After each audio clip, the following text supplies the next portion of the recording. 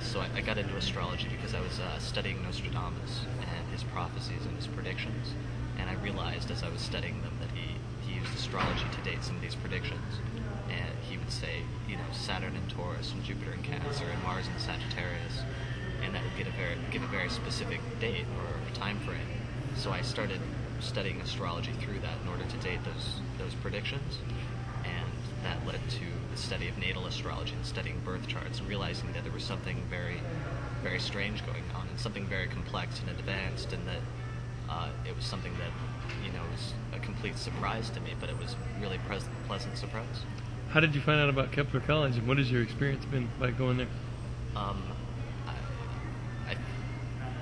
found out about Kepler about two years into my studies, and I saw it online. At the time, I was a dropout.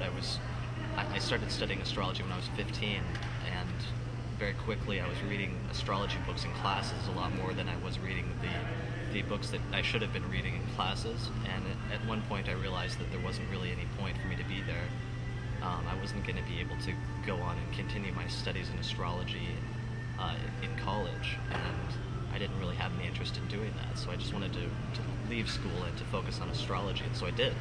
And I dropped out of high school, and I was about 2 years into that, and I happened upon Kepler's website one night, and I just became really excited that there was a school out there where I could actually study in a really academic and serious environment with some of the best teachers and the best astrologers in the field, and studied what I was passionate about. So I went back to high school and for another year or two, and I finished my diploma so that I could get into Kepler, and then I did, and I went to Kepler for 3 years, and it was amazing. It completely changed my life. Just being able to study with famous astrologers like Demetra George and Dennis Harness and Robert Hand and Nick Campion, and so on and so forth. So at Kepler, what Kepler kind of instilled in me was the importance of history and the importance of philosophy, and thinking about the deeper issues in astrology, and thinking about the history and how it developed and where it came from and what its origins are. And that eventually led to my study of Hellenistic astrology and wanting to understand the origin of our tradition and where it came from and what the original principles were, and how those original principles might complement astrology and where it is today. And from that context, could you give a definition of astrology to someone who's just learning about it or is interested? How would you define astrology?